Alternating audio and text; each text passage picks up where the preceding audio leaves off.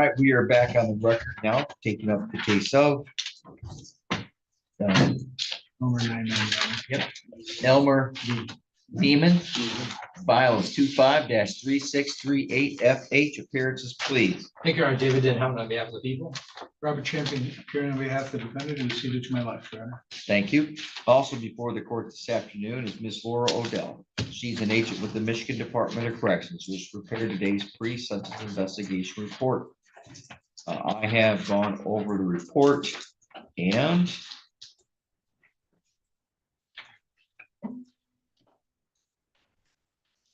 not see any corrections myself. Mr. Champion. Your Honor, I'm going to ask the court to adjourn this matter. Myself and the prosecutor were discussing this matter. Mr. Neiman has no prior felony convictions. He's 66 years old. Since he's been on bond, he's complied with all bond requirements. He has started AA. We're asking this to be adjourned for, modify the current sentencing for a 1-year delayed sentence to allow my client to participate in both inpatient treatment and intensive outpatient treatment. You mean amend the pretrial agreement? In essence, yes, Your Honor. Okay. Hold on.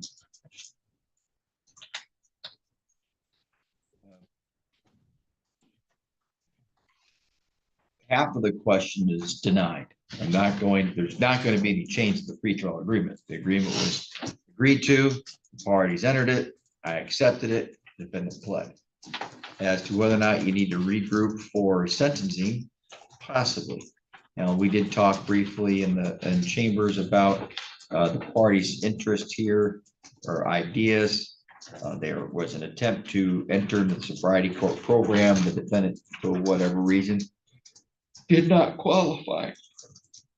Shows, excuse me. Give me just a moment.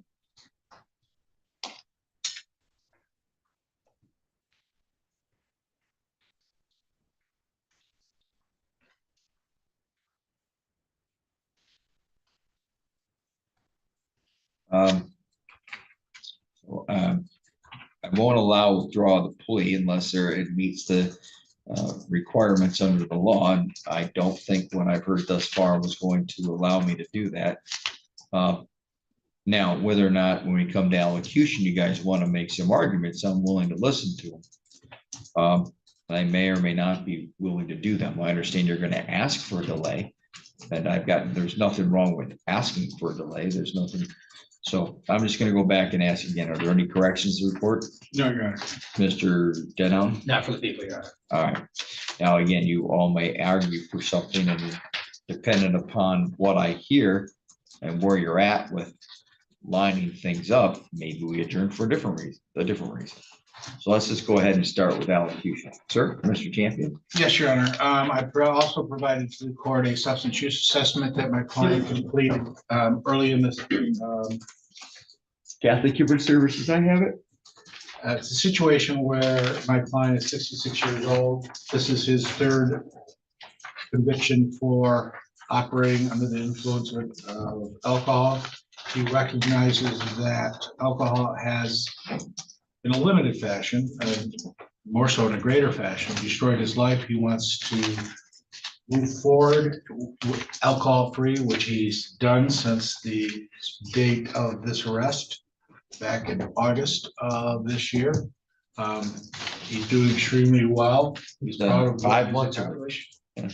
5 months of it, I think, right? Correct. He has been attending AA meetings. He would like to take the next step and go to inpatient treatment and to get a true support network set up so he's never back before the court. Our hope was that he would be able to get into the sobriety court, but because of his actual address being outside the county of Missaukee into Osceola County, he was not able to get into that. But regardless, he's ready to go forward with sentencing. We're asking the court to delay sentencing so he can complete these programs and come back to the court, show what he's capable of, not only 5 months of sobriety, but having a strong support network set up and the completion of the recommended treatment. In the Catholic Human Service Report, it indicates that my client's substance use disorder is severe. So I believe it would be a good resolution in this matter if we delayed the sentence so he could complete these programs. And the request would be at the time of coming back, if he's done well, being able to withdraw the plea into a misdemeanor. All right. Mr. Denham. I think the court is absolutely correct. There was not a killer agreement to the plea. I just indicated that I was not going to oppose a submission to sobriety court. We recently learned that the defendant would not be accepted because of where he resides. On the positive, for Mr. Neiman, he has done well on sober link. There is no bond issues that I'm aware of while he's been on bond. Also, there's a relatively limited prior criminal history. The negative is obviously the facts of this case. Facts of the case involved back in August, went into the ditch, clearly intoxicated, and then as someone had called in to report that there was a vehicle in the ditch, he called to report the vehicle was stolen. He was found near some trees, hiding, and he was not truthful to law enforcement. Also, the level of the intoxication 9,000 test of breath tests were relatively high, 0.195, 0.194. Given that he has a relatively limited prior criminal history, I would not, as I indicated, I would not be opposed to some consideration in terms of inpatient treatment. The people would clearly be looking for a minimum 30 to 60 days plus at least 6 months of intensive follow-up counseling and what have you. I would not be opposed to the court considering something along those lines. And with that, I'll leave it to the court, Your Honor. All right, thank you. Mr. Neiman, before I turn to you, I just want to look something up. Yeah, all right, there we go. Mr. Neiman, is there anything you wish to say at this time, sir? Well, if I get through this program, if you give it to me, you will never see me in here again. I had a meeting today over lunch with some other circuit court judges on what's called the Michigan Judges Association Criminal Law Committee. We all joked about, and I'm saying joke, but we all chuckled. Who this week has heard someone say they'll never be back again, but they said that the last 3 times. Yeah. It won't be from drinking. Well, all right. Well, let's hope it's not from anything. Well, right. So I appreciate that, but you know, I tell you, there's a couple of things here that, I mean, this really concerned me. You do not have a very significant criminal history. You've got a handful of priors. First one was in 2013. That's when you got your first drink and you're driving, and you were discharged from probation successfully. That's a positive. The discharge successfully. You made it 7 years. Okay, not too bad. And you picked up your next drinking and driving. But you then discharged successfully. So here, within 7 years, 2013, 2020, you've got 2, okay. And yet you complete probation successfully, but you go right back to drinking after some period of time. I don't know how long, but that's concerning. So when I look and compare that to this instance, I see that for the last 4 or 5 months, you have not violated bond. But what I'm afraid is what's the pattern going to be? Is it going to be like this? Because you go right back to the same thing. You do the program successfully, but it doesn't stick. And then you made it 4 years until 2025, last year. And last year was not a good year. You had a domestic violence, and then the assault or attempted assault resist a police officer. While I do not know, and I don't want any answer right now because it's not being presented to me, I sit and wonder, was alcohol involved? Well, I don't really know, so don't answer it. And you made it 7 months into your 12 months of probation.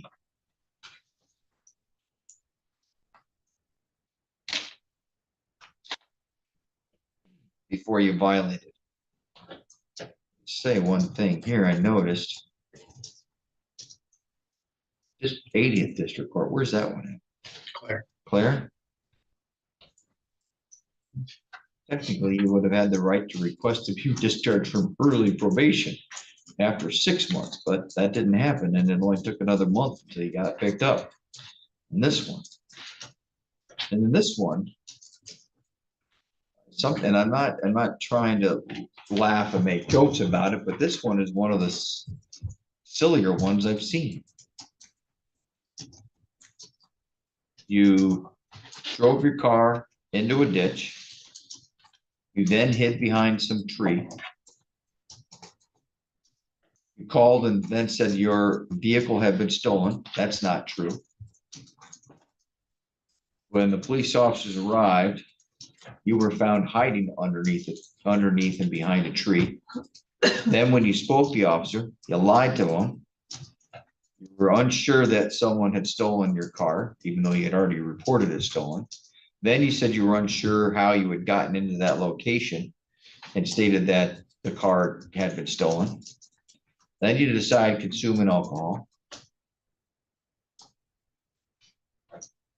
Then you lied to about when they asked what was in the box, you said there's no alcohol, but alcohol was found in it. Then you said you didn't have the keys to your vehicle, but the keys were also in that same box.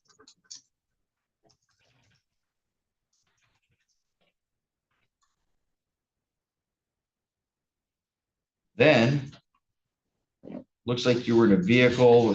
I don't know if you're saying somebody else was in it, but you couldn't tell the deputy who was driving.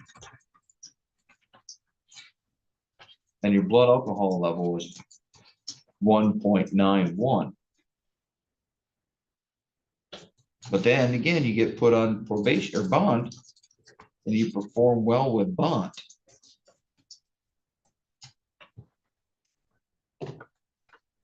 Hold on just a second.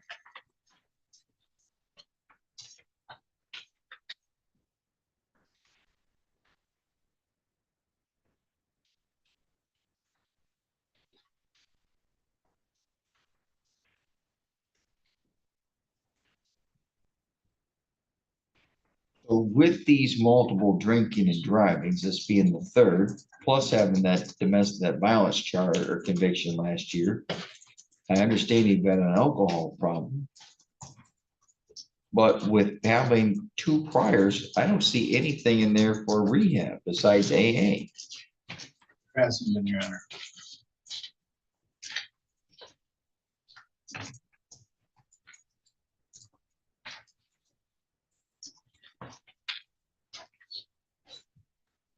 So you have an intermediate sanction cell today.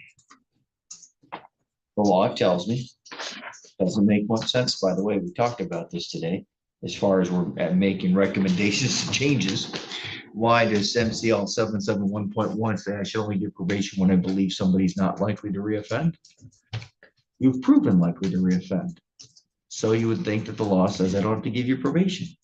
But if you keep flipping through the statutes, they changed a different statute that says, well, but it's an intermediate sanction cell. I guess even though you might think he will reoffend, you have to start with the presumption that is probation. Well, unless there's reasonable grounds. Now, I'll tell you here, I cannot consider for reasonable grounds factors already taken into evidence, such as, or into the scoring, such as your false report, because you got a point for that underneath offense variable 12.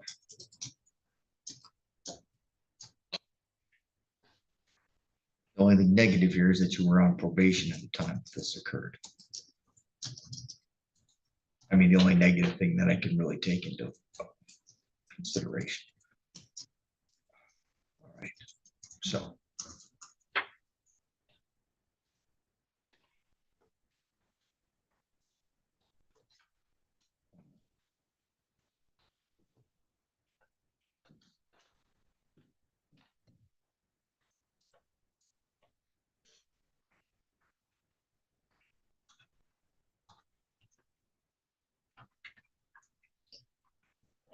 There is one message, I'm not soliciting any comment from council. When it comes to the sobriety court program, we all know that sometimes it takes a while for responses. And if you guys need to delay a case or get on the request for sobriety court faster, that's up to you guys. By the way, I don't know if I would hold out much longer or expectations that the sobriety court program will continue much longer. Just letting you know. So here's our problem. This was a dangerous scene, 0.191. So I want you to get to rehab. But your terms and conditions include rehab, and Ms. Odell will work on it. Court places the defendant on 36 months of probation. I adopt the terms or conditions for probation that are listed on CFJ 145, pages 2 and 3. I find that those conditions, specifically those dealing with alcohol, controlled substances, testing and treatment, are all well reasoned and fit this particular case. And they're well suited for this file.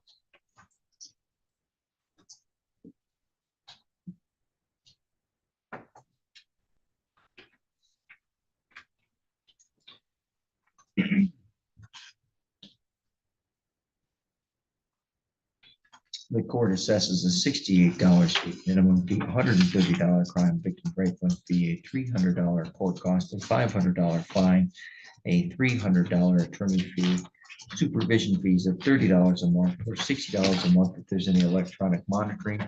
Mr. Denham, did we have DNA already? But I would assume we did after last year's, well, actually, last year was in district court. Misdemeanor. We have a DNA fee here. We do have to assess that, Your Honor. A $60 DNA fee. Did they already do the test? I'm looking at the lien. It has not been done. I will verify. If it hasn't been done, I'll make sure that it gets done, Your Honor.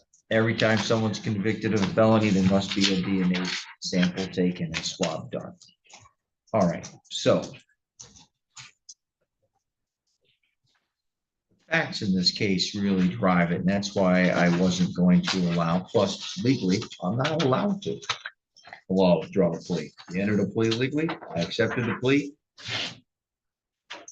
I can't undo it. At least I don't believe I can. Now,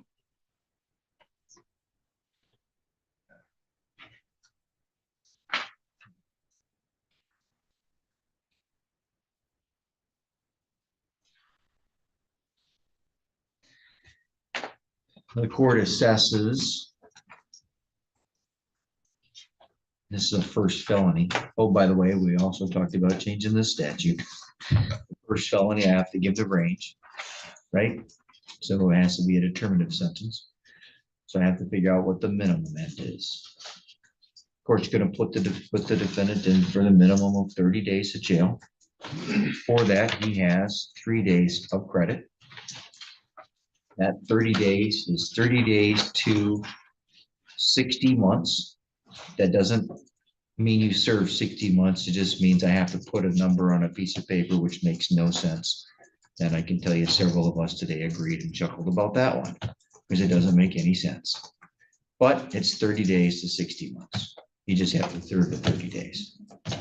The statute is if you're convicted of your first felony conviction, it has to have a determinate sentence, which means you have to have an end. Therefore, I have to give that range.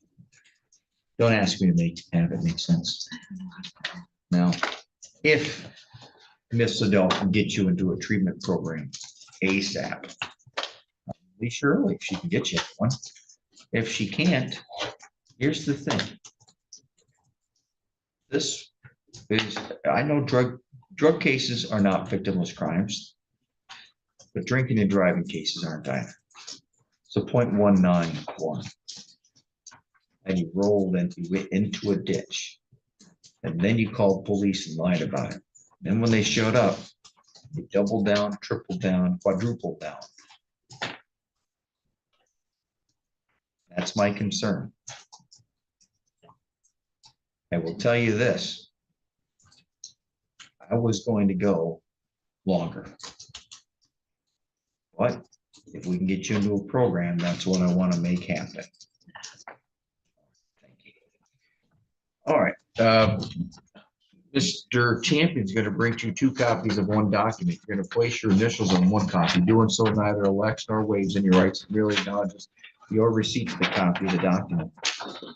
This document tells you that you have the right to appeal the conviction and sentence in your case, and that's typically done by filing a claim of right to appeal. However, based upon in this case, the appeal is done by filing an application for leave to appeal. If you wish to file an application for leave to appeal and you want the court to appoint an attorney to assist you, you may complete the bottom half of the document and return to the court within 42 days. If you choose not to appeal, you may simply dispose of your copy of the document. All fines and costs are due within 56 days, or a 20% penalty will be added. That penalty, however, will be waived as long as you make payments during your period of probation. So even though I tell you you've got to pay within 56 days, as long as you pay it before your probation ends, I'm not going to assess 20%. Is there any possibility that could be a little delay for the start time? Whether he has some things that he needs to complete. What are those? Heating situation, stuff with my house. Do you Probably live- gonna be halfway froze by the time I get home. I eat with wood. Okay, do you live with anyone? No, Okay, and what kind of home do you live in? Stick built. just stick built. Is it? Okay, thank you. All right. Today is Friday. I'll have that your sentence is to begin. You must turn yourself in Monday morning Monday morning. before noon. Thank you. All right, thank you. All right, he's gonna turn himself in, the deputy, by noon on Monday, so you don't need him right now. But you're more than welcome to hang out with us. Thank you. Anything else, Ms. Odell? No, you're right. Anything else, Mr. Denhoff? No, you're right. Anything else, Mr. Champion? Thank you. We're adjourned.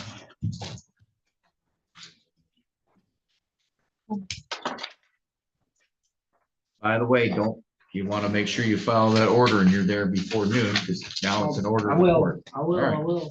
That could be a probation violation, and I'd sure as heck don't want to give you one. All right, and our last file today is People of the State of Michigan versus Annette Wheeler. File number today is 25-3644FH. That's fine. I know. Trust me. We all agree today over lunch that we will suggest a change in the statute.